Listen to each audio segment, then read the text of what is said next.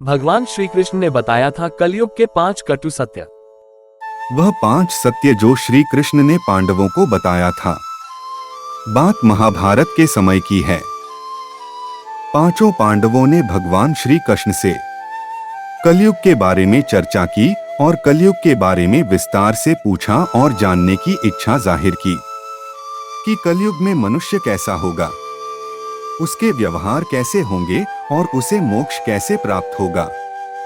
इन्हीं प्रश्नों का उत्तर देने के लिए भगवान श्री कृष्ण कहते हैं, तुम पांचों भाई वन में जाओ और वहां जो भी दिखे वह आकर मुझे बताओ, मैं तुम्हें उसका प्रभाव बताऊंगा। तब पांचों भाई वन में गए। शाम को वह श्री कृष्ण के पास गए और अपने अलग अलग दृश्य का वर्णन किया। युधिष्ठिर कहते हैं, मैंने 2 सूंड वाला हाथी देखा तो मेरे आश्चर्य का कोई पार न रहा। तब श्री कृष्ण कहते हैं, कलयुग में ऐसे लोगों का राज होगा जो दोनों ओर से शोषण करेंगे, बोलेंगे कुछ और करेंगे कुछ और, ऐसे लोगों का राज होगा।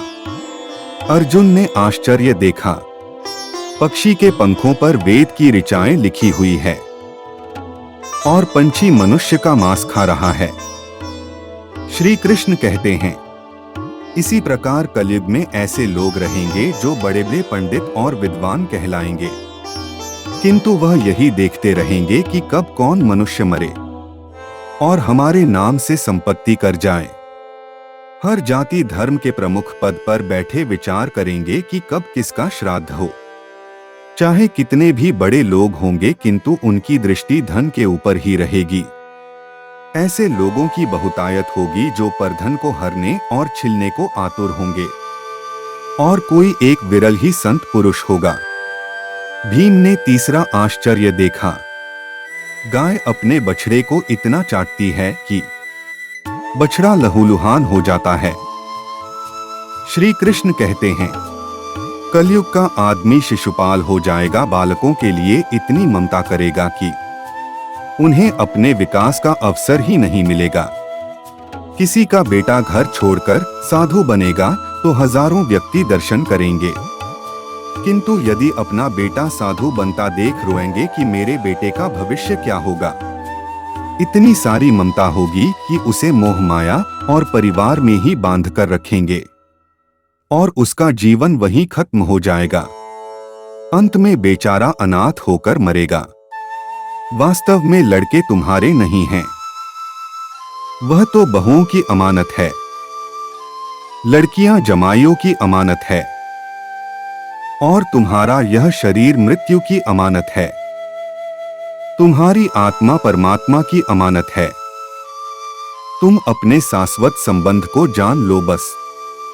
सहदेव ने चौथा आश्चर्य देखा, 5 से 7 भरे कुओं के बीच का कुआं एकदम खाली है। कृष्ण कहते हैं, कलयुग में लोग व्यर्थ का धन लूटा देंगे, परंतु पड़ोस में यदि कोई भूखा प्यासा होगा तो यह नहीं देखेंगे कि उसका पेट भरा है या नहीं।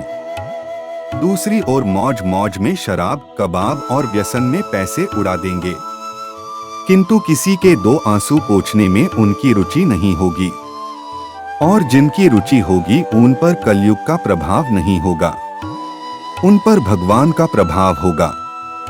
नकुल ने 5वां आश्चर्य देखा, एक बड़ी चट्टान पहाड़ पर से लुढ़कती, वृक्षों के तने और चट्टानें उसे रोक ना पाए, किंतु एक छोटे से पौधे से टकराते ही वह चट्टान रुक गई।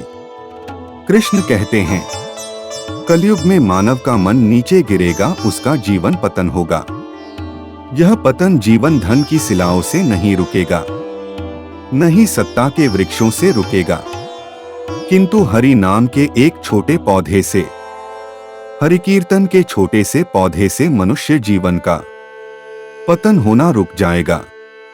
कलयुग के 5 सत्य है जो श्री कृष्ण ने पांडवों को बताया था।